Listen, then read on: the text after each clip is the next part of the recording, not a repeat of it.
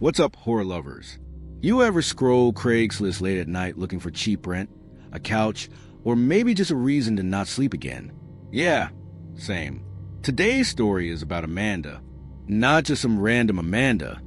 This one almost walked straight into a DIY dungeon with her name on it. She was hunting for her first apartment. Just a girl trying to escape her parents' house and get a taste of freedom.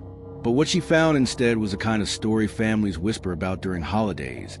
And trust me, there's a reason her brother won't let her house on alone anymore. Amanda wasn't moving in with her boyfriend just yet. They were still in that fun and flirty stage, not the split bills and argue over toothpaste stage. So she turned to Craigslist. Classic move. That's where she saw the ad. Roommate wanted. Females only. The price? A jaw-dropping $225 a month. In a city full of overpriced shoeboxes, that number glows like a neon sign screaming, "Too good to be true." The poster? A 23-year-old college student, supposedly working odd hours. Amanda, being optimistic and maybe a little naive, shot her an email. The response came fast, suspiciously fast. Within 30 minutes, the girl replied, giving Amanda directions and asking her to stop by at 8 p.m., odd time for a house showing. But hey, night owls exist, right? Amanda pulled up the house, and her first moment hit. The yard looked like nature had won. Tall grass, weeds everywhere, windows caked in dust. On the front door, a handwritten note. Door broken, use back door. Amanda shrugged. Red flags were starting to wave, but they were still kind of pastel. She headed around back, knocked, and that's when things went sideways. A man, not a 23-year-old woman, opened the door. He looked off. Mid-40s, scruffy. Smelled like he hadn't showered since dial-up internet. He said he was a landlord, that the girl had to work late, and that he'd been asked to give a tour. Amanda hesitated. Her gut gave a quiet tug, but he seemed polite, not too weird. And curiosity? That thing's got claws. She went in.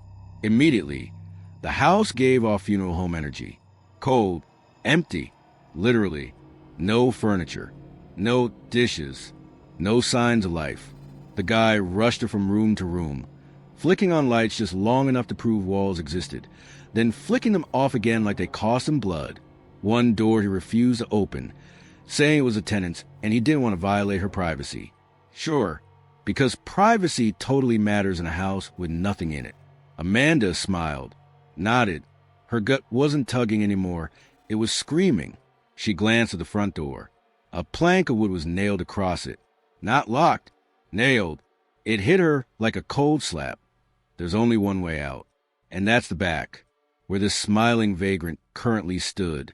Amanda politely began her exit speech, thanking him for the tour, trying not to sound like someone already halfway to a panic attack.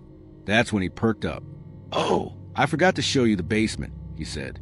"It's recently finished. Great space for a rec room." Then he smiled, opened the door, and added the final touch. Ladies first.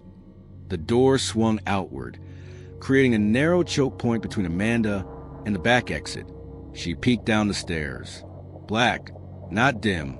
Black, the kind of dark that makes your eyes lie to you. At that exact moment, like some divine glitch in the simulation, Amanda's phone buzzed. She looked down. A text, and through the front window, a car pulled up. She didn't know who it was, but she seized a moment like a pro liar. She pretended to answer a call. "Hey, yeah, you're here? Cool, I'll come out back and let you in." Then she smiled at the man and walked straight past him. He didn't grab her, didn't yell. He just stood there, head tilted like a confused dog. Maybe he thought she'd come back. Maybe he knew the game was up. Amanda didn't wait to find out. She power walked out of that yard, got in her car, and peeled off like a Final Destination survivor. When she got home, her hands were still shaking. Her mother and boyfriend sat in stunned silence as she told them everything, every detail, every chill, every off thing she had ignored. They called the cops. The Craigslist post? Already gone. Here's where the story twists the knife. That house? Abandoned. Had been for over 6 months. The guy wasn't the landlord. He wasn't anything but a squatter and a predator. Police found signs of his stay in the locked bedroom. Piles of blankets, rotting food, gallon jugs used for, well, not water. But the decor was what really haunted Amanda. Every wall was covered in torn-out pages from vintage porn magazines, like he'd built his own wallpaper of madness. Then they checked the basement, and suddenly, Amanda's instincts didn't seem paranoid at all. Across the stairway, halfway down, was a thin strand of fishing line, positioned right at shin level, a tripwire. One fall down those stairs, and game over. And what waited at the bottom? Just more madness. Another blanket pile, a broom handle wrapped in leather belts, and a small box containing duct tape, electrical tape, and rope. In short, a DIY horror kit. Let that sink in. The man lured women with a fake roommate ad, pretending to be a landlord, keeping the house just functional enough to sell the illusion. That tripwire on the stairs wasn't for show. That was a plan. That was a trap. If Amanda had gone down first, like he asked, she would have hit that line, tumbled into darkness, and probably never come back out. Just another missing name in a city full of sad mysteries. And no one would have known where to look. The scariest part? How normal it all seemed at first. A cheap room, a late-night showing, a handwritten note. All tiny things. Nothing that screams run, just little weird signals you tell yourself not to overreact to. Amanda isn't the kind of person who scares easy, but she listens now to every gut feeling, to every shadow in the corner, because one polite smile almost got her killed. The man was never caught, at least not officially. After the police cleared the house, he vanished like a ghost with a Craigslist password. But that doesn't mean he stopped. There are always more listings. More back doors. More girls looking for cheap rent. Maybe he's got a new location. Maybe a new fishing line. You'll never know until it's your turn to take the tour. So here's your PSA from hell. Trust your instincts. If a house is empty, the lights barely work, and the host looks like he sleeps in a Walmart parking lot, maybe don't go inside. And if a man ever opens a pitch-black door and says ladies first, you say no thanks, and run like the credits are rolling. Evil doesn't always come in fangs and claws. Sometimes it comes with a smile and a $225 rent offer. In the end, Amanda didn't get her apartment, but she got something else, a story that her family will tell forever, and a second chance most people don't get. Because horror doesn't just live in movies.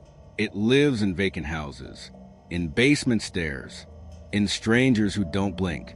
So next time you're hunting for a new place to live, remember Amanda, and check the damn basement before it checks you. You ever try to make a little extra cash and accidentally sell your safety along with it?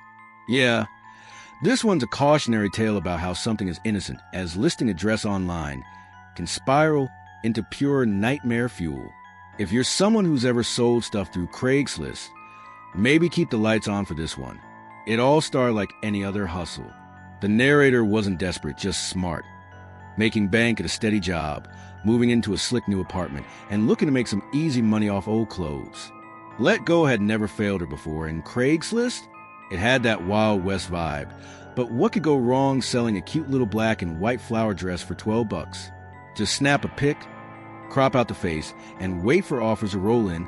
Simple, right? A few hours later, a text comes in. Standard stuff. Is the dress still available?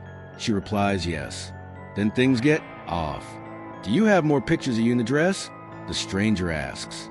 Not more pictures of the dress, of her wearing it. That subtle twist from buyer to voyeur. She sends pics of the dress on a hanger. It should have ended there, but it didn't. The buyer subtly acts irritated, almost insulted. I ask for pictures with it on. He snaps, then ghosts.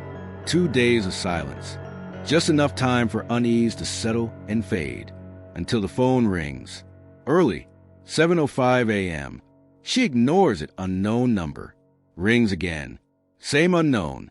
She sighs, answers, expecting a work call. What she gets instead is the beginning of a descent into real fear. Hello? Are you the one selling the dress? The voice on the other end is off. Raspy. Wet. Like it's being dragged through a broken throat. He introduces himself as Mark, says he's calling for his wife, wants to know if the dress is fancy, what it's made of, standard stuff until it isn't.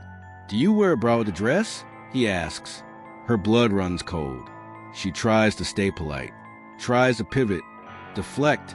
Your wife can wear however she wants. But Mark isn't having it. He keeps pushing. The questions get weirder. Where are you right now? Did you sleep in the same bed as your friend? It stops feeling like a call about a dress and starts sounding like a threat. She lies, says she's not home, hopes that'll be enough. It's not. Then the call drops. Relief, but only for a second. He calls back, and now he's asking for her bra size. He guesses. B or C. She tells him to stop. He doesn't. He compliments her body, says she looks gifted. Then the final blow. When you walk in a dress, does it ride up? Does it show your ass? She hangs up. Her hands are shaking, but the phone, it keeps ringing. He calls again, and again, over 20 times. And since it's an unknown number, there's no way to block it. Finally, she picks up, not to talk, to scream, to tell him off. But before she can say a word, he cuts her off. I know where you live. I want that dress. She hangs up again, but now she's crying. And not just from anger, from dread. This isn't just harassment. It's something more. Later, she checks her email. New message. Different name. Mr. Anonymous. Different request. Do you have any old, smelly flats you're willing to sell? Totally unrelated, or maybe not. She's not sure. She doesn't even remember posting anything about shoes. Was it a coincidence? Or is someone following her online too? Watching her?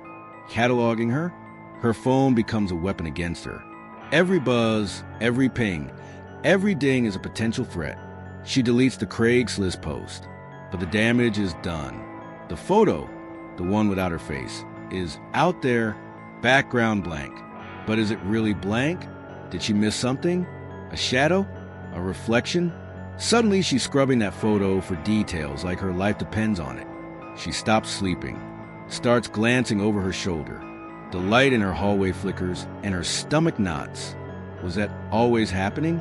She avoids her windows, starts checking behind her shower curtain with a kitchen knife. What was once just a way to make $12 is now a silent war zone. And the worst part? No one believes her. The police laugh it off, block the number. They say, it's probably just a prank. But what they don't see are the emails. The same style, different names, all with that same rotten undertone. Requests for weird items, old clothes, questions about her body. One even asked if she'd wear the item one more time before selling it. And always it ends with, I want that dress. Weeks pass. The calls slow down, then stop. But that silence is louder than ever. She starts to wonder, is it over? Or is he just waiting? The last message she got said, don't worry, I'll see you at your new place. She never told anyone she was moving. So maybe, just maybe, the dress was what he wanted. Maybe it was just a way in, a thread to follow, a scent, a gateway. And the worst part, he might already be closer than she thinks. Watching, waiting, for the next item she decides to sell. So if you're ever tempted to post that old hoodie online, ask yourself, who really wants it? And what are they willing to do to get it? Because sometimes the buyer isn't after clothes. They're after you. If you're a collector of strange and curious things, you might want to think twice before answering that next Craigslist ad. Today's story is a twisted symphony of obsession, lies, and the haunting price of inheritance. So sit tight, keep your lights low, and whatever you do, don't touch the keys. When you live your life surrounded by old things, ancient, beautiful, sometimes cursed, it's easy to convince yourself you've seen it all. That was my mistake. As a musician and obsessive collector, I thought I could handle anything strange. But one night, I came across an online ad. Old piano, free to a good home. No picture, just a chilling description of a blood-red piano, handcrafted by the seller's great-grandfather from a redwood he allegedly chopped down himself. The ad oozed mystery. I couldn't resist. Call it curiosity, or call it fate. Margaret answered on the first ring, her voice a little too eager. "Is this about the piano?" she asked before I even introduced myself. We agreed I'd visit the next morning. Her house was tucked deep at the end of Forest Road, a lonely cottage wrapped in shadow. It felt timeless. The place had that scent, aged wood and forgotten memories. She greeted me like an old friend, ushering me quickly to the instrument. And there it was, a majestic red piano glowing with unnatural allure. Its color was deep, almost too red. I couldn't take my eyes off it. Margaret sat and played a haunting melody. Her hands glided effortlessly over the keys, her voice threading through the notes like silk laced with sorrow. Something about it didn't feel like music. It felt like a memory. She stopped and launched into a sales pitch, but I cut her off. I wanted it. I needed it. We loaded the piano into my truck. She tried to give it away for free, but I forced some cash into her hands. That should have been my first clue. When someone tries hard to get rid of something, you should always ask why. The piano found a home in my living room, nestled between relics of witchcraft, war, and folklore. It was gorgeous, silent and stoic. For the first few days, everything was fine, but then one night, just as I slipped into sleep, a loud bang jolted me awake. I rushed downstairs. The fall board, the panel covering the keys, was wide open. I hadn't touched it.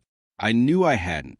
Still, I chalked it up to a breeze on my forgetful mind. I should have trusted my gut. The piano wasn't playing games. It was just getting started. The next night, I came home to a freezing living room.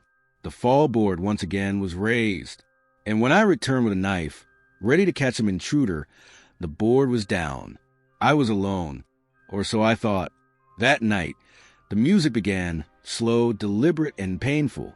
I ran downstairs, heart thudding in my ears. As I reached the last step, the melody stopped. The fall board slammed shut before my eyes. Something was in my house. Something wanted to be heard. I tried to rationalize it. Maybe Margaret rigged the piano like an old player model. I examined it top to bottom, but it was clean. No mechanisms, no tricks, just keys, strings, and dread.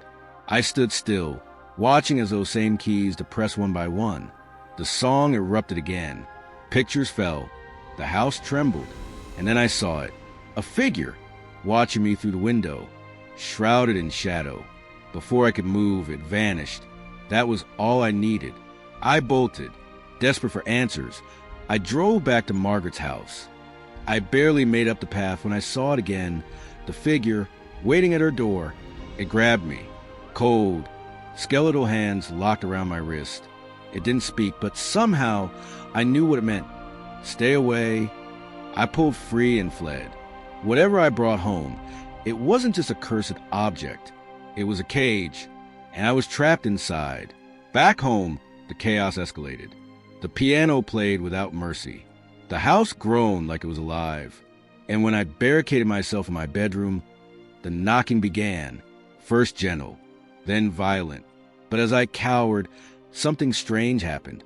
I started listening, really listening. The melody, it was beautiful. A death song, dark, solemn, and sacred. It wasn't a haunting. It was a ritual, a message, a plea for release. That night, I dreamt, not a dream like any other. I floated to a forest clearing.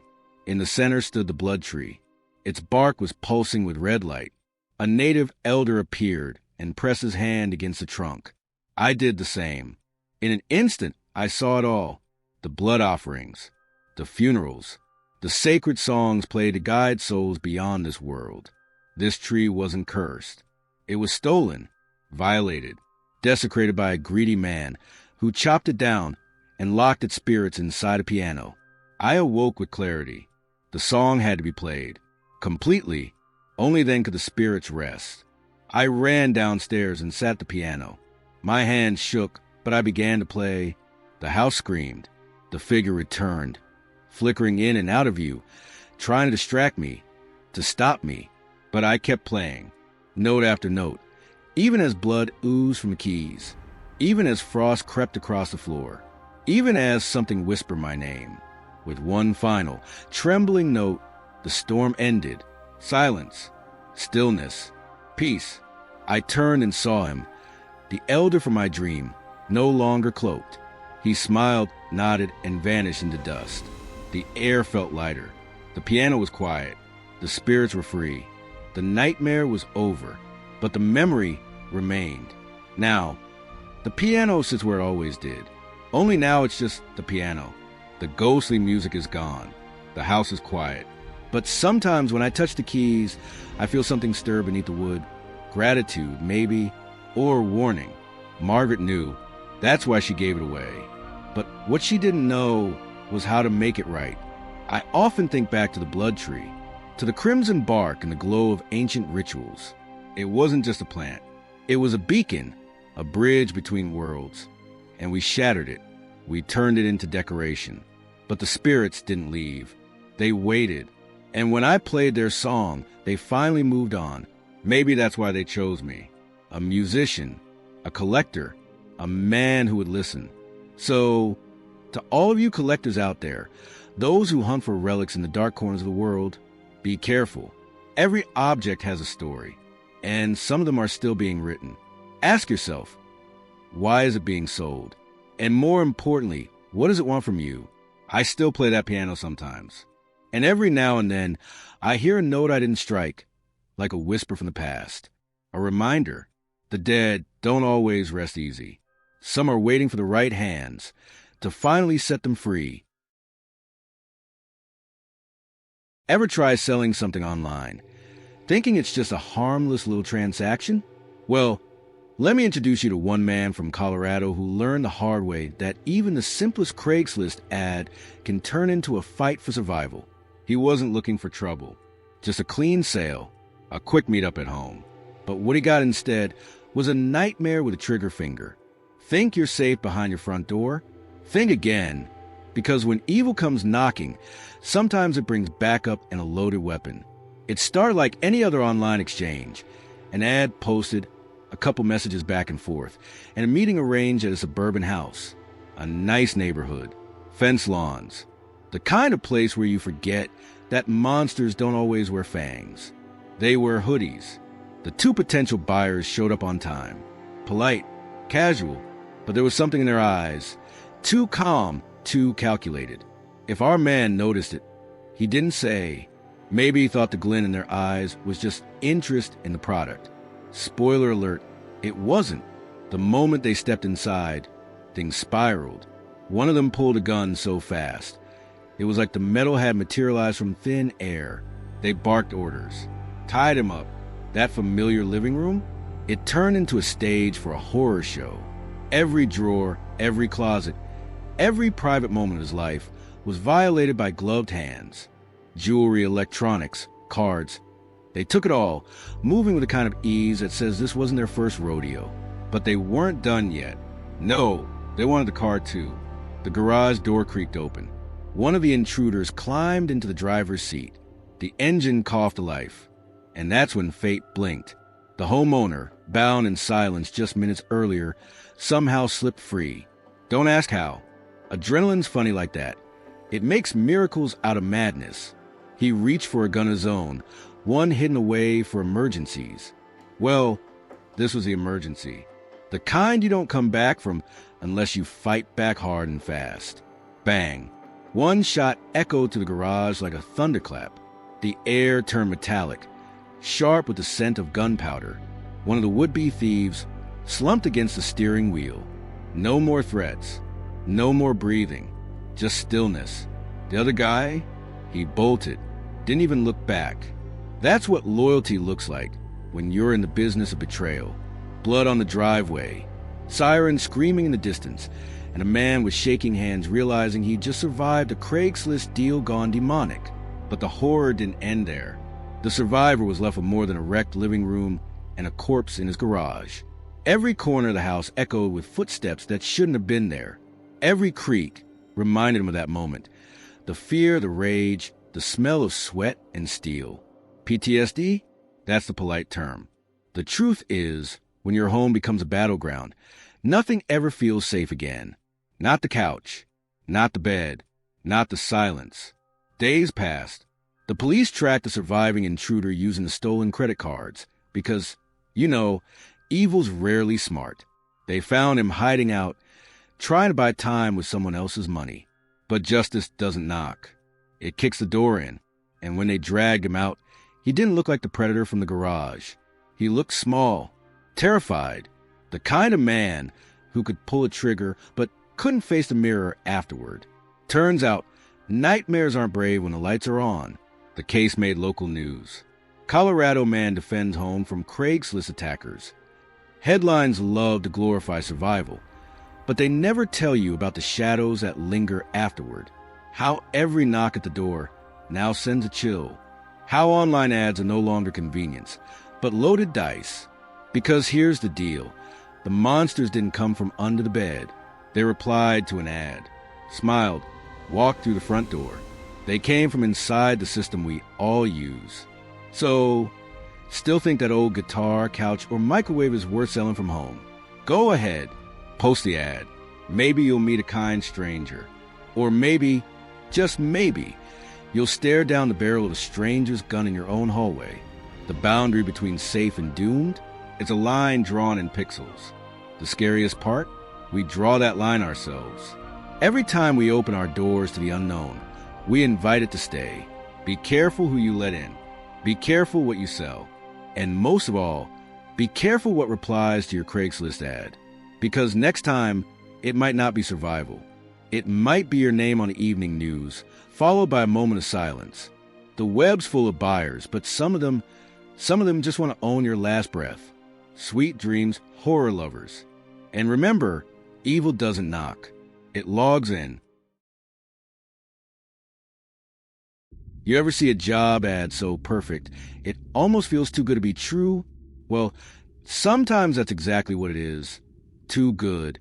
Today's story is a dark descent into the twisted mind of a man who used hope itself as bait. He wasn't hunting animals. He was hunting people. So buckle up, grab something solid, and maybe don't trust strangers offering work on the internet. Seriously don't. It all started with a preacher. Not the kind that gives sermons in Sunday school, though. This was Richard Beasley, 53 years old, an ex-con and self-proclaimed man of God. But Beasley wasn't saving souls. He was collecting them. On Craigslist, he posed as a friendly employer offering free housing and generous pay to down-on-their-luck men. His ad? Simple. Caretaker needed for a 688-acre farm. No experience necessary. Sounds like a dream, right? Just you, nature, and a fresh start. But the only thing growing on that land was a body count. The first to answer the ad was David Pauly, a 51-year-old from Virginia. He wanted a second chance at life, something quiet after the storm. When he arrived, Beasley welcomed him like an old friend. Smiles, small talk, a casual drive to the farm to check things out. But before Pauly could unpack his bags, he was shot and buried in a shallow grave. His dreams ended in dirt. There were no contracts, no work, just a bullet and silence.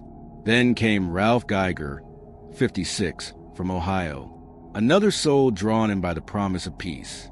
Beasley told him he'd live in a trailer, maintain the land, and enjoy his golden years in tranquility. Instead, Ralph got the same treatment. A walk, a sudden noise, the world going dark.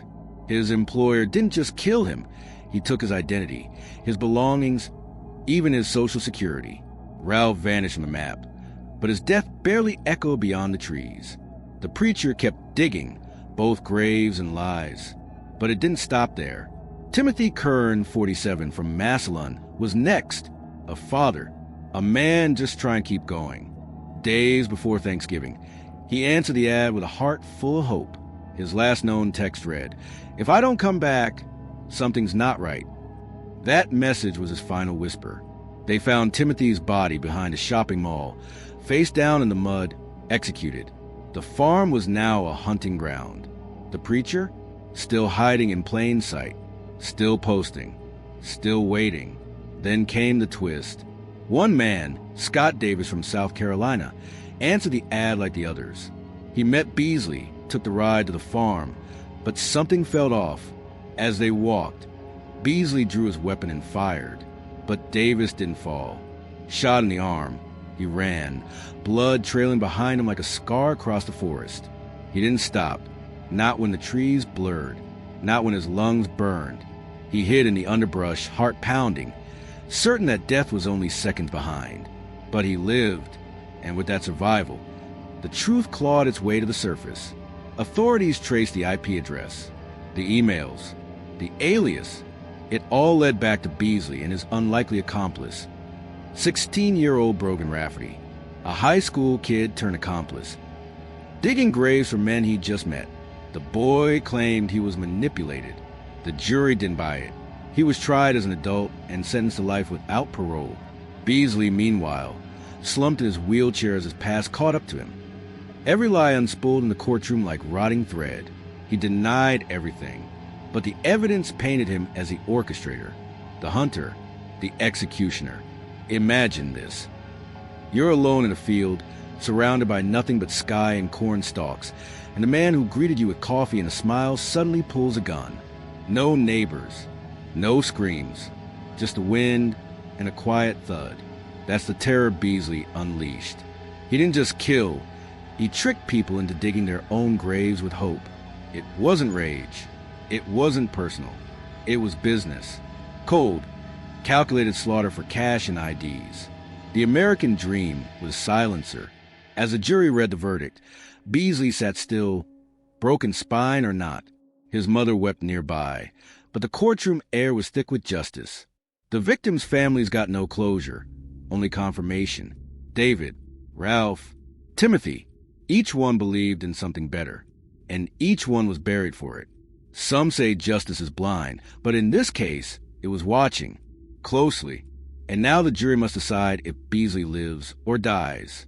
Not that it matters to the dead.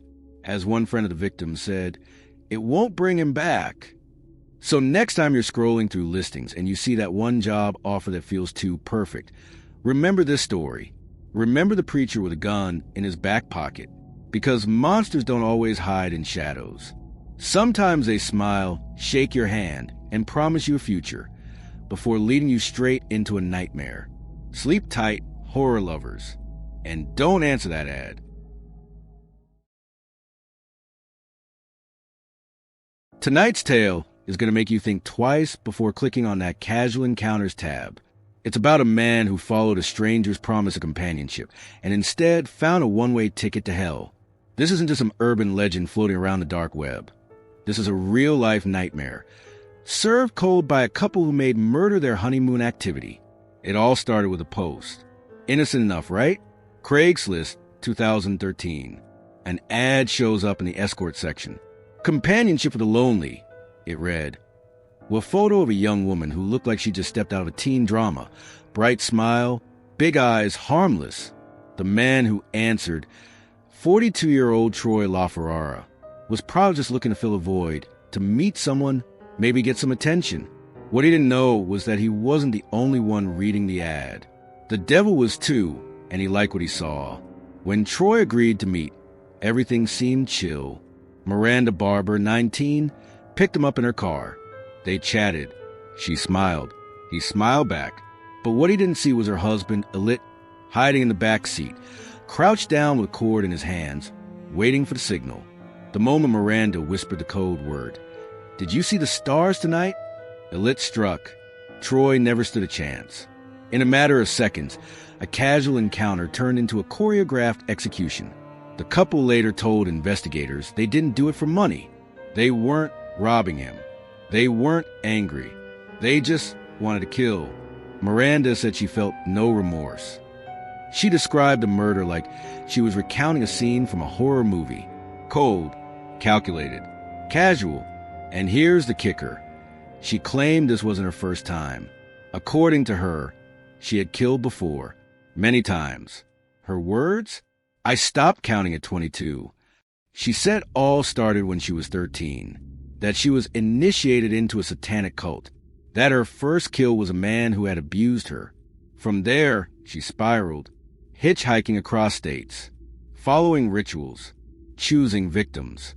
She claimed she only killed bad people, but let's be real, Troy LaFerrare wasn't expecting to be judged by some self-proclaimed demon disciple. He was just looking for company. Instead, he met a teenage predator in a pretty dress, playing God with blade and a lie. But let's back up a second. Was any of that cult stuff true? Authorities couldn't find hard evidence linking her to any of the supposed other killings. No bodies, no names, no proof. Just Miranda, wide-eyed and stone-faced, spinning tales that were either terrifying truths or the fantasies of a deeply disturbed girl. But does it matter whether she killed 1 or 20?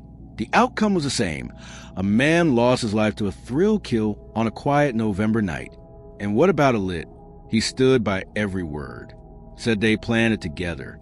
Said they wanted to celebrate their 3-week wedding anniversary with a bang. His voice didn't tremble. He didn't cry. He didn't flinch. In fact, he bragged about it. That's the part that sticks with you. Not the murder, but the calm, eerie pride they both seem to have, like they were the stars of their own slasher flick. Their sentences? Life in prison. No parole. And that's exactly where they belong. But prison bars don't erase what they did, or how they did it.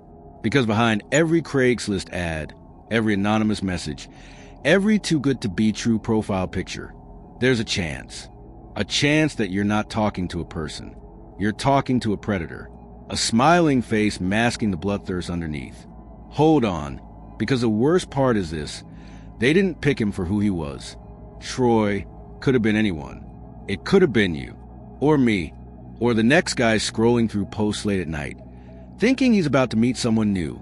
That randomness, that pure, chilling randomness, is what makes this story so messed up. The monsters weren't hiding in the shadows. They were out in the open, smiling, married, clicking send. So, next time you're alone and looking for someone to talk to, maybe think twice before diving into the internet's murkiest corners. Because the Barbers taught us something important. Evil doesn't always knock on your door. Sometimes, it waits for you to answer an ad. Sometimes, evil is wearing eyeliner and a wedding ring, and it's already in the car, buckled up, ready to kill. Sweet dreams, horror lovers. We're diving into a story that proves you don't need an abandoned house or a cursed object to live through a nightmare. Sometimes, it all starts with a simple post on Craigslist. One man was just looking for a new experience. Nothing too crazy. Just something different. But when he got into a stranger's car to make that happen, what followed was a lesson in how fast curiosity can become terror. It all began like any other online arrangement. He clicked with a guy on Craigslist. They chatted. Things seemed chill, harmless. Even, they decided to meet in person. Somewhere discreet, somewhere quiet. A parked car on the edge of town. Nothing says no strings attached. Like a midnight meetup behind an empty strip mall, right? But the moment he stepped inside that car and the door clicked shut, he had no idea he was locking himself into a real-life horror show. The stranger seemed nice enough at first. Polite, calm, confident. Too confident, maybe. They made small talk, flirted a little, and the energy was there. But the longer the conversation dragged, the more uneasy our guy felt. Something about the way the stranger kept looking at him, like a butcher inspecting fresh meat. The smile never reached his eyes, and his hands, too still on the steering wheel, like he was waiting for a signal only he could hear. Halfway through the encounter, our guy got a feeling deep in his gut, that cold, instinctual lurch we all get when something is very, very wrong. He tried to play it cool. "Hey," he said, "I think I've changed my mind." The vibe shifted instantly. The stranger's smile vanished.